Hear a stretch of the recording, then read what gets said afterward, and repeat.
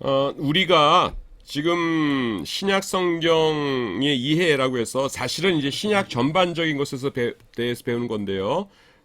우리가 해야 될 것들이 사실은 이런 것이에요. 뭐냐면은 처음에 신약 전반에 대해서 이제 좀 배우고, 그래서 여기 그 중간사도 처음에 시작을 했죠. 약간 하고, 그 다음에는 각 책들에 대해서 마태복음부터 요한계시록까지 이런 책입니다라는 걸 하고, 이게 되면은 이제 그 각 구절들을 이렇게 쭉 연구하면 좋거든요. 근데 뭐 그 도저히 한 학기에 할 시간은 없어서 내가 목표로 잡는 거는 여기까지예요. 그러니까 요거는 마쳤고, 요한계시록까지 설명을 마쳤고, 그 신약성경 이야기라는 책으로 그다음에 마태복음부터 이렇게 쭉 가고 있습니다. 그래서 지난 그 둘째 시간에 나한테는 이제 어제인데, 지금이 오늘이 목요일 밤이니까, 목요일이면 서울 수업이 있어가지고 서울에서 강의를 하고 와서 이제 저녁 밤에 늘 이거를 녹화를 하고서는 집에 가요. 지금 9시 10분인데. 어, 그, 어, 그 히브리서에 대해서 쭉 설명을 했던 것 같아요. 그래서 오늘 공동서신부터 나가면 될 것 같습니다. 공동서신이 뭐냐면은 여기다 그냥 그리면 될 것 같아요. 사복음서가 이렇게 있고, 사복음서, 그 다음에 사도행전이 있잖아요. 사도행전 역사서고, 그 다음에 여기 12권에 걸친 바울서신이 있습니다. 13권. 바울서신이 있고, 그 다음에 바울서신의 마지막이 빌레몬서죠. 빌레몬서까지 했고요. 그 다음에 히브리서 있고, 그 다음에 제일 마지막에 22장짜리 요한계시록이 있고, 중간에 7권이 있어요. 7권이 있어가지고 요거를 이제 공동서신이라고 부르는데, 요 공동서신은 이제 두 가지 정도 특징이 있어요. 큰 특징으로. 첫째는 뭐냐면은 바울이 쓴 게 없다. 사도 바울이 쓰신 게 없어요. 왜냐하면 여기다 다 모아놨기 때문에. 두 번째는 뭐냐면은 윤리적입니다. 윤리적이라는 게 뭐에 반대되냐면은 교리적이라는 것에 반대되는 개념이에요. 여기서는 교리가 많죠. 사도 바울은 대학자입니다. 정말 어마어마한 학자시거든요. 그러니까 하나님의 복음을 교리적으로 논리적으로 이렇게 잘 정리하셨어요. 정리하셨는데 요거를 거기에 비해서 여기는 뭐냐면은 사도 바울 같은 그런 이제 학자분이 계신 건 아니고, 뭐 베드로 뭐 이런 분이기 때문에, 베드로는 어부 출신이었잖아요. 그래서 윤리적이고 좀 이렇게 좀 소박하다고 해야 되나, 그런 교훈들이 담겨져 있는 것입니다. 그래서 이게 이런 공통점을 가지고 있다 해가지고서는 공동서신 이렇게 부릅니다. 자, 이걸 보면서 볼까요? 공동서신은 야고보서, 조금 전에 말했지만 어떤 사람은 공동서신에 히브리서가 포함된다고 생각하거든요. 아니에요. 히브리서는 그냥 단독으로 있는 겁니다. 히브리서 다음부터가 공동서신이에요. 그래서 야고보서, 베드로 전서, 후서, 요한 1, 2, 3서, 유다서 전체 몇 권이죠? 7권이죠. 야고보서, 베드로 전서, 후서, 요한 1, 2, 3서, 유다서. 그러니까 하나, 둘, 셋, 넷, 다섯, 여섯, 7권입니다. 이걸 함께 부르는 명칭입니다. 이 서신들은 특정한 개인이나 교회가 아니라 대개 일반적인 신자 전체를 대상으로 한 편지들입니다. 대개라고 한 건 뭐냐면은 요한 2서와 요한 3서 때문에 그래요. 요한 3서는 택함 받은 여성과 그의 자녀들이 특정되어 있고요. 그 다음에 요한 3서도 가이오라고 하는 목사님한테 보낸 거죠.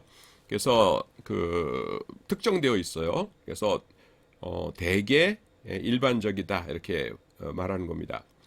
아마도 요한 2서와 요한 3서가 공동서신에 포함된 것은 그것들이 요한 1서와 밀접하게 연관되어 있기 때문일 것입니다.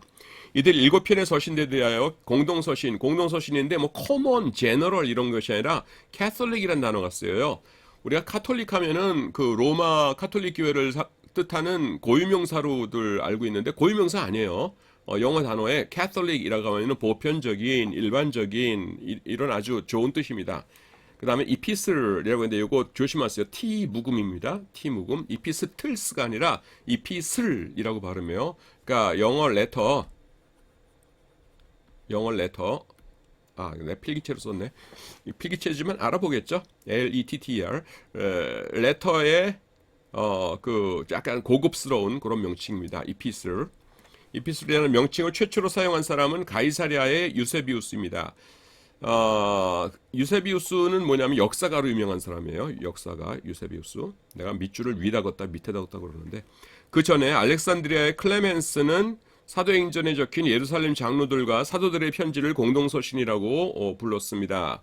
또한 오리게네스는 바나바, 유다, 베드로 그리고 요한의 편지들을 공동서신이라고 불렀습니다.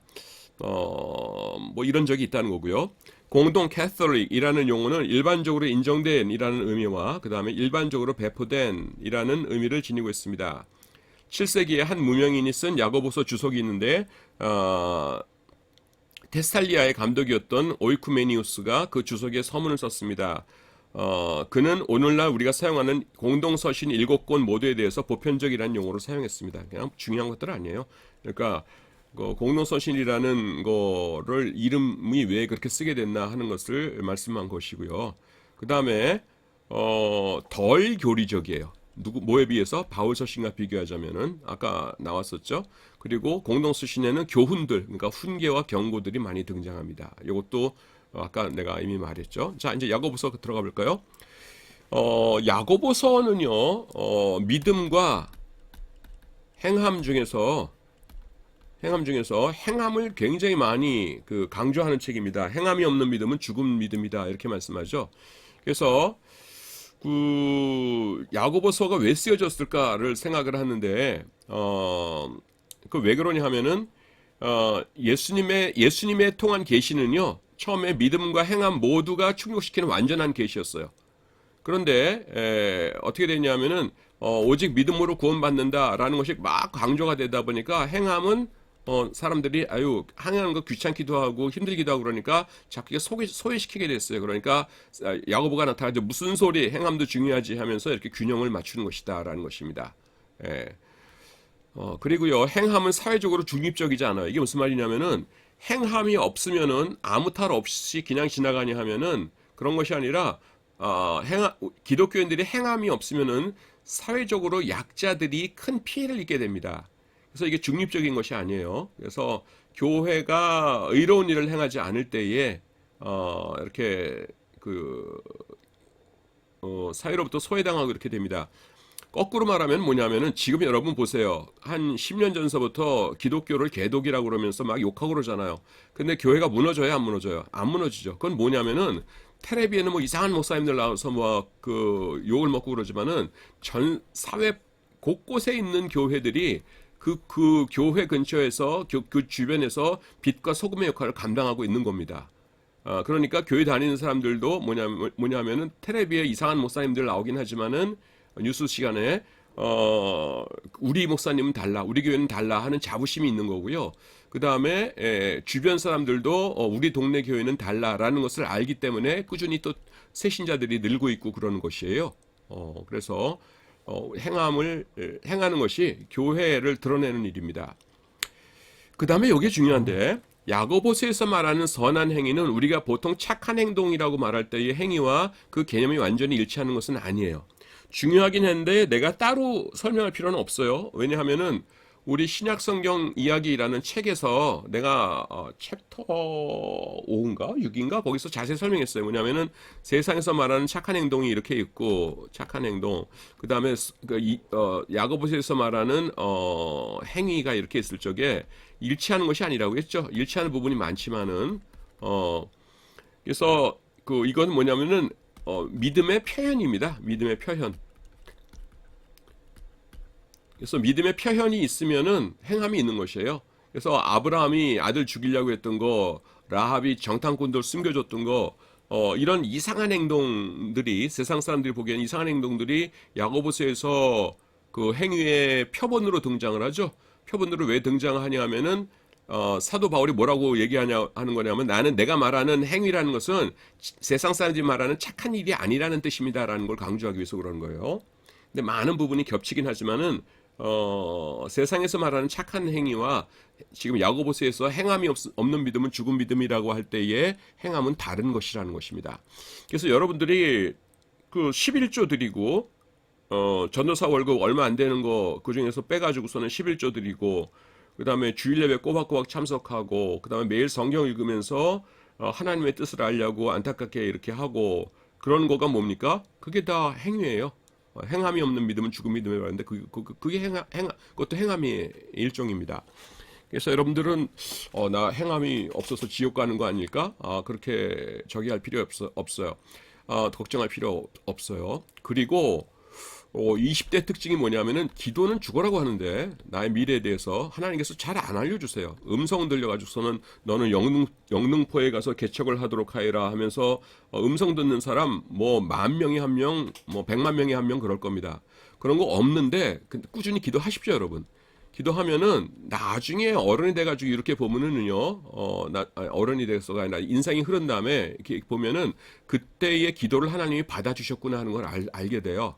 예, 이거는 나도 마찬가지고 내가 기독교 학부 교수니까 다른 기독교 학부 목사님들하고 이제 친하게 지내거든요. 그래서 서로 이제 젊었을 적에 무슨 일을 했고 하면서 간증을 합니다. 그러면은요, 이 전부 다 20대 때 미친 듯이 주의 일 했던 사람들입니다. 물론 나는 뭐 미친 듯이 정도는 아니었지만은 하여튼 그래서 요때 고민하면서 왜 이렇게 하나님이 나한테는 응답을 안 해주시지 하면서 여러분들이 그 아이들 하나하나 위를 위해서 기도하고 그러는 거 하나님이 다 보고 계세요. 그리고 남은 평생을 통해서 여러분을 인도해 주시고 축복해 주십니다.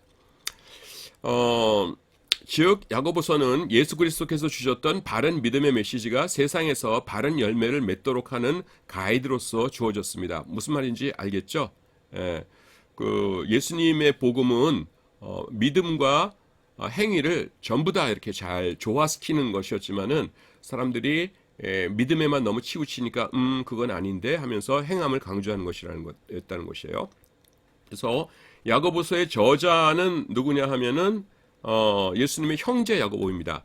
여러분 성경에 야고보가 중요한 사람이 2명 나와요. 예수님의 제자, 그러니까 사도라고 해야 되죠. 제자 야고보가 나오고 그 다음에 예수님의 그 동생, 형제, 동생 야고보가 등장합니다. 그래서 예수님의 동생은 최소한 몇 명이 나오냐면 남자 4명, 여기 야고보, 그 다음에 나중에 나오는 유다, 그 다음에는 시므온, 그 다음에는 요셉, 이렇게 시몬, 요셉 이렇게 해가지고서는 그 4명이 있고 그 다음에 자매들도 우리와 함께 있지 아니하냐 그래서 최소한 2명 이상의 여동생들이 있어요. 마리아가 낳은 여동생들이 있고 그 중에 한 명인 야고보입니다. 제자 야고보는 어떻게 됐어요? 여러분 사도행전 12장에 보면은 헤롯 아그리빠, 거기 그냥 헤롯이라고 나오는데 헤롯 아그리빠 1세가 야고보를 죽이죠.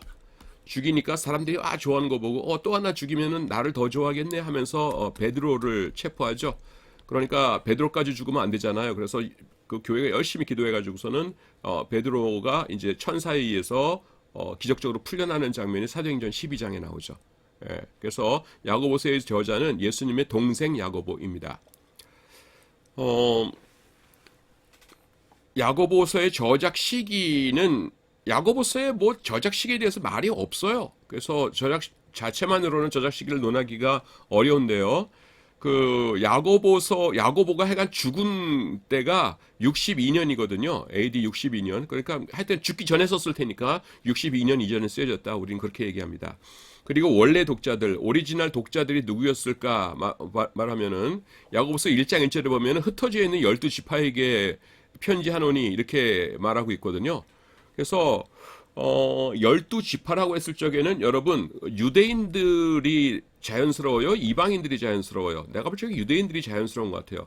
유대인들에게 흩어져 있는 12지파에게 문안하노라 그러면은 우리를 12지파라고 부르는군. 그러고 이상하지 않을 텐데 이제 막 예수님을 믿기 시작한 헬라인들이나 뭐 로마 사람들이나 이런 사람들한테 당신들은 12지파요 그러면은 뭔 소리야? 그러면서 이상할 것 같아요. 그래서 내가 볼 적에는 개인적인 의견인데 야고보서 1장 1절에서 흩어져 있는 12지파에게 문안하노라 이렇게 했기 때문에 요것은 아무래도 유대인들이지 않을까 싶어요. 그래서 뒤에 나온 대로 그 이방인들을 새 이스라엘이라고 봐가지고서는 12지파를 이방인이라고 본다고 해도 뭐 안 될 건 없지만은 내가 볼 적에는 그냥 유대인이라고 보는 것이 무난하지 않을까 이렇게 봅니다. 그 다음에 야고보서와 산상설교인데요. 산상설교는 어디예요? 마태복음 5장에서 7장까지를 산상설교라고 하죠. 예수께서 우리를 보시고 산에 올라간 지시니 제자들이 나온지라 입을 열어 가르쳐가르쳐 심령이 가라앉은 자는 복이 나는 천국이 저일 것이며 애통하는 자는 복이 나는 저가 위로를 받을 것이며 온유한 자는 복이 나는 저가 땅을 기업으로 받을 것이며 하면서 쭉 나가는 거예요. 그게 이제 산상설교거든요. 그 산상설교와 엄청나게 많은 부분이 겹칩니다. 뭐냐면은 첫째 시험을 만나면 기뻐해라. 내가 안 읽을게요. 시간상 두 군데 다 있고요. 그 다음에 온전해져라. 두 군데 다 있고요. 하나님께 좋은 것을 구하여라. 다 있고요. 그 다음에 네 번 성내는 것에 대한 경고, 성내지 말아라. 다섯 번째 말씀을 듣기만 하는 자와 실천하는 자의 차이에 대해서.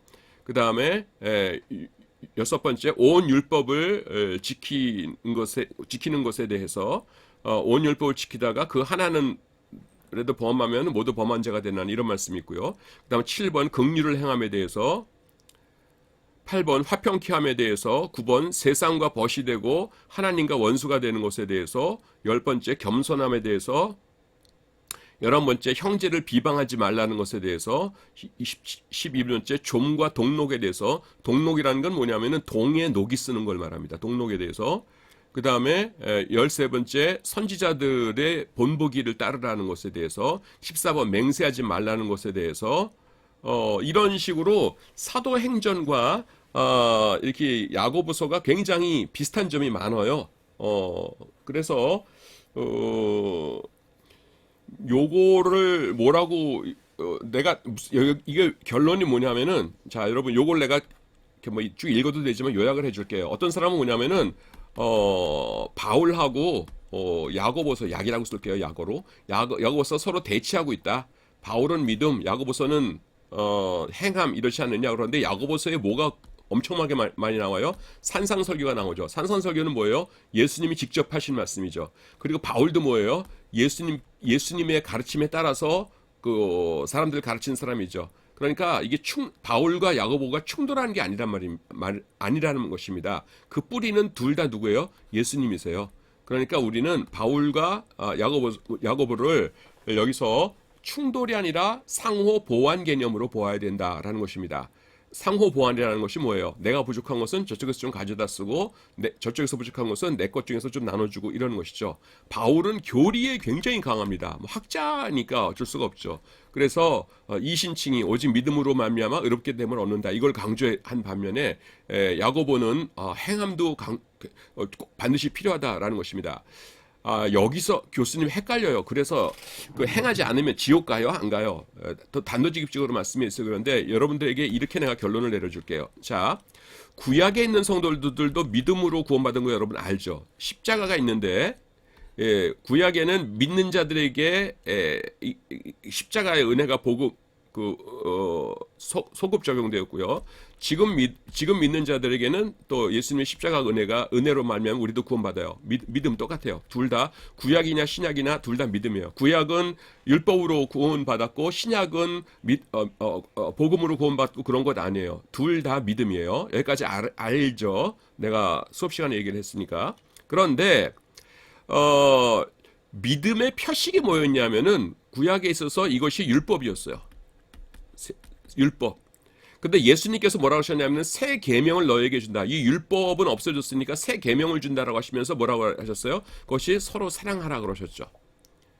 근데 만약에 구약에서 이것이 율법이라는 건 뭐냐면은 율법을 지켜서 구원받는 건 아니지만은 믿음이 있다는 표시가 율법이었죠. 그러니까 만약에 그 사람이 율법을 전혀 안 지키고 산다 그러면 그 사람한테 믿음이 있는 거예요? 없는 거예요? 없는 거죠. 자, 극단적으로 이렇게 생각해 봅시다. 나는 이스라엘 나라 땅에 사니까 아주 재미가 없어. 7일마다 한 번씩 안식일이 되면은 놀지도 못하고, 이렇게 하고, 뭐 지키라는 제사는 이렇게 많고, 아우 싫어. 나는 저기 멀리 먼 나라로 이민 갈 거야. 그래가지고 이민 가가지고서 율법을 하나도 안 지키고 살았어요. 그러면 그 사람이 믿음이 있는 거예요? 없는 거예요? 없는 거죠. 그러니까 구원 받았겠어요? 못 받았겠어요? 못 받았겠죠. 똑같다고요. 지금도 뭐냐면은 예수님께서 새 계명을 너에게 주노니 하면서, 계명이 율법이잖아요. 계명이 뭐냐면은 너희가 서로 사랑하라 그러셨잖아요. 근데 사랑은 전혀 안 하고 나는 미십니다 그러기만 하면서 사랑은 전혀 없이 툭 하면 싸우기나 하고 다른 사람들한테 해만 끼치려고 그러고 이러다가 죽었어요. 그러면 천국 가겠어요? 지옥 가겠어요? 지옥 간단 말이에요. 왜냐하면은 그 사람이 하는 행동을 보니까 믿음이 있는 사람이 없는 사람이에요. 없는 사람이었기 때문에. 그래서 구약과 신약 시대가 다르지 않고 똑같아요. 율법은 믿음의 그 보임이었고요. 보임, 겉으로 보여주는 거. 그러니까 표식이라고 그러죠, 보통. 율법은 믿음의 표식이었고요. 지금도 계명, 서로 사랑이 뭐냐면은 믿음의 표식이에요. 그래서 어떤 교회가 살아있는 교회입니까? 사랑을 나타내는 교회.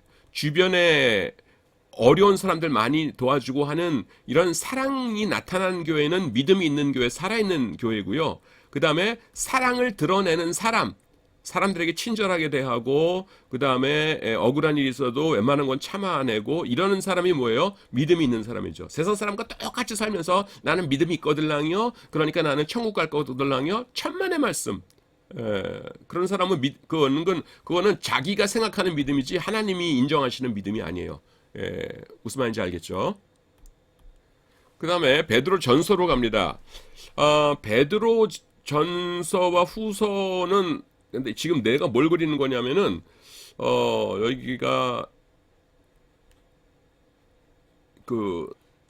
그리스, 그다음에 메소포타미아고요. 여기가 터키예요. 베드로 전서와 후서는 베드로가 보냈는데 어디를 보냈냐면은 요지요. 지금 지도에 여기 중부가 갈라디아 지역이고요. 북쪽 여기가 시노페라는 항구가 있어요. 항구가 있고 여기 화면에서 조금 한 5cm 정도만 올라가면 거기가 우크라이나입니다.